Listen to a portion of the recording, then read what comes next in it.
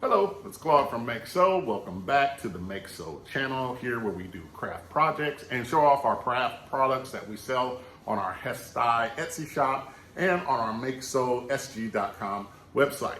If you're into craft and crafting, please like and subscribe and stay tuned to this channel as we're going over different crafts and craft products that we create, as well as home products that we create as well, and we showcase them here.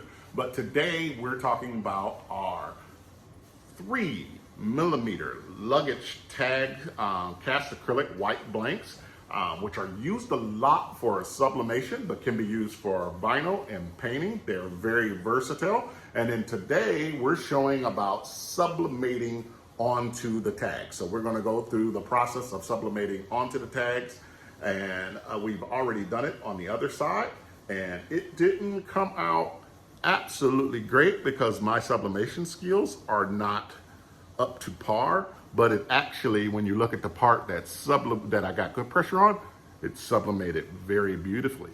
So if you want to see how to sublimate onto acrylic, or how not to, you could stay tuned and we'll show you coming right up.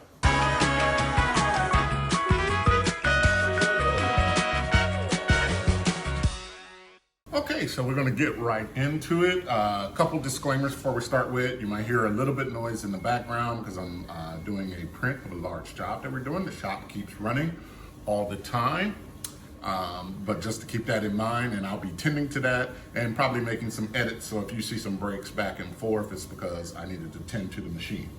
So first of all, we are going to talk about the blank, because that's the main thing we come here for. This is our 3mm cast acrylic blank. Cast acrylic by nature is sublimatable. It is the same on both sides.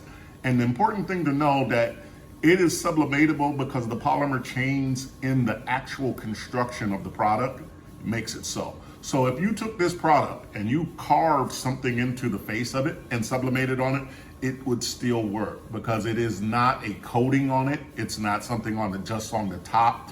Both sides are exactly the same.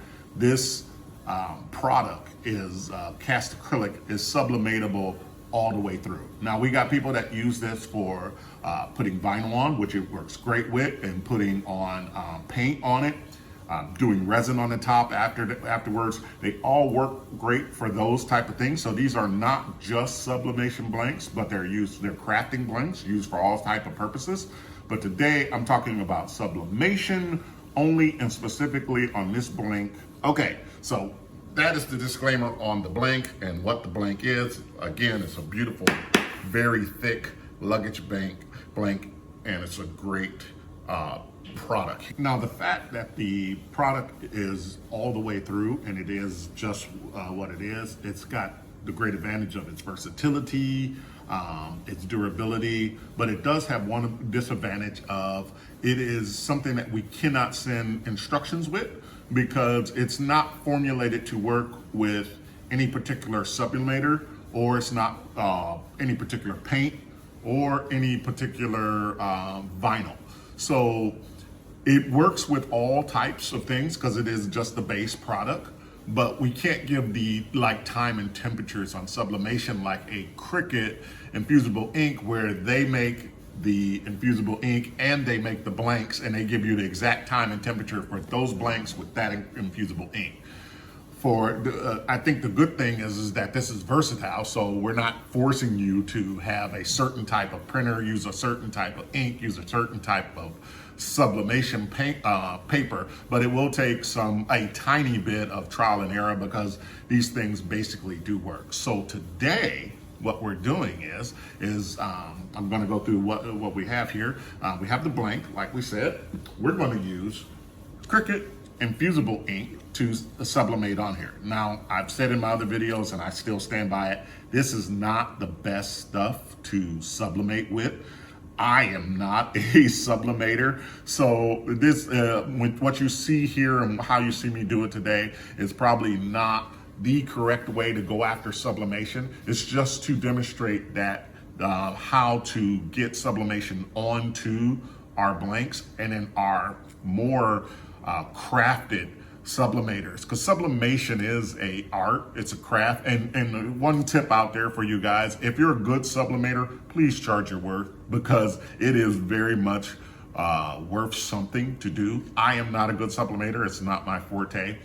And then obviously my good sublimators will know it's like, oh my God, he's using Cricut infusible ink, which is notoriously hard to work with. You can see it's curved, but I digress. So we're going to be using that. I'm going to tape it down to the blank like you should do. But one of the major things, I have my heat tape here. I have my Cricut Easy Press. I am going at 200 degrees centigrade and doing it for 40 seconds.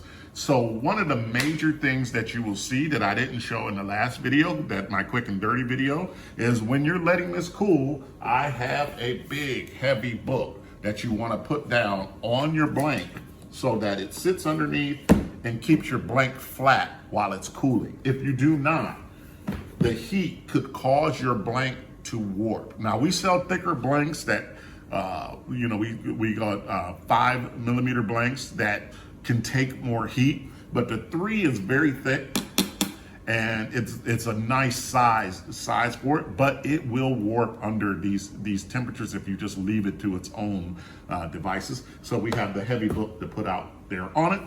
I am going to go off screen because sublimation takes a lot of preparation. I am going to go off screen and actually take this down to the blank, and then I'll come back after that. Okay, so we've got it all taped up with our heat tape to our blank. This really brings into key of one of my main issues with infusible ink, even though I'm not a sublimator, so I don't do this very often, but keeping even pressure on the blank or on anything you sublimate is key. Sublimating a shirt and sublimating a hard substrate is totally different, because a shirt will, kind of naturally get that kind of press to it, where a hard substrate, you need to really make sure you get flat down on it. And with the infusible ink, it just curls, and you could see the gaps on my edges, and not very happy with it, but I'm going to go with it at this point. And so from here, we're going to heat up the heat press, get it up to the 200 degrees centigrade, and we're going to press it on for 40 seconds. We're going to put the heavy weight on it and let it cool so the blank stays flat. Hopefully, I will get even pressure across the whole blank while it's sublimating, but I will definitely get good pressure at some points of the blank, and you can see where a proper sublimation actually goes in. If it fails at this point, it's going to be me and not the blank, and I'll be able to show that to you as we do it. I'm going to prep the heat press and get ready to press this on. Okay, the Cricut Easy Press is up to 200 degrees, set for 40 seconds. We're going to go ahead and lay this into the center of our heat pad, which protects our table, and we're going to use a Teflon sheet like I always do, just in case I do something horrible and mess something up. It's for my protection, and we're going to go ahead and just set it on there and go. Okay, I'm pressing a little bit because the way sublimation works, as it heats up, it turns into a gas and then infuses itself into the fibers, synthetic fibers, which in this case are the acrylic, and it infuses itself in the fiber to transfer the color. And that's why I think they named it infusible ink, because that's the exact process that it does. This is probably not the best way to sublimate. Using an actual heat press where you can ensure you get even pressure is probably the best way. There's 40 seconds, so we're off, and we're taking a heavy weight because it is still sublimating right now, and we're going to put the heavy weight on it while it cools, and this is going to retain the shape to make sure it doesn't warp while it's cooling. Now you could do a whole bunch of these and have them cooling with heavy weights under them as you go. There's probably a lot better processes to actually doing this. For my sublimators out there, if there is any good sublimators that says, hey, this guy doesn't know what he's doing, give me those blanks and let me do it, please contact me. I'm all up. Okay, we're ready to take this off the heavy pressure, cut off my heat press. We let it cool down for a while. I'm giving a lot of disclaimers today is because I made the last video that was a quick and dirty sublimation, and I got a lot of messages back and comments back that this is the way you sublimate this way. And I tried to put a disclaimer that says, no, I'm just flopping this stuff down and throwing it on there to show you that it presses on there. So I just want let people get clear in this video that I am not a sublimator, and it's not what I do. So this is just to show you the product and getting the sublimation onto the product. So last disclaimer, promise. Okay, so we'll take our heavyweight off. We will reveal our blank, and we will take off our heat tape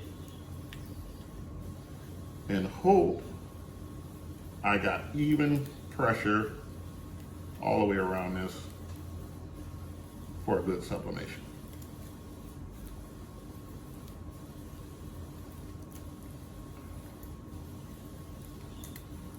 All right. It's almost like Christmas, huh? Excited. And I did not get good pressure at the bottom, but you see where I got good pressure at the top. It's sublimated perfectly. The issue here is not, I'll get behind the camera so I can see. The issue here is definitely not the product. It's my sublimation skills here at the bottom. I didn't get enough pressure. You can see where I kind of faded out, getting pressure, even pressure. Where I got good even pressure, you've got a great sublimation. So I'm gonna focus on the good part because that was a great sublimation on the good part. And you see it comes out glossy as well when you sublimate. So you'll get a glossy kind of look to it. Both sides are exactly the same. So they'll both come out exactly the same. And that's how you get the sublimation on there. Now my good sublimators are gonna get a good even pressure all the way around, probably with a heat press, so that this sublimation, this really good sublimation you see here at the top will actually come all the way down to the bottom. And the most important part, it's not warped. It's a flat piece because we used our heavy weight on it. There, I'll show you the edges. So we kept it nice and flat, and that's how we get our sublimation on there. So if you got any more questions, ask them in the comments. If you are a sublimator and you want to take this product and show me what you can do with it, contact me. I am definitely up for that. And thanks so much for watching. Oh, if you like this content and want to see more stuff we're doing, or you have some of your own shapes that you want to do, contact us. But like and subscribe to the video. I forgot to say that. Got to always say that on YouTube. Okay, see you guys next time.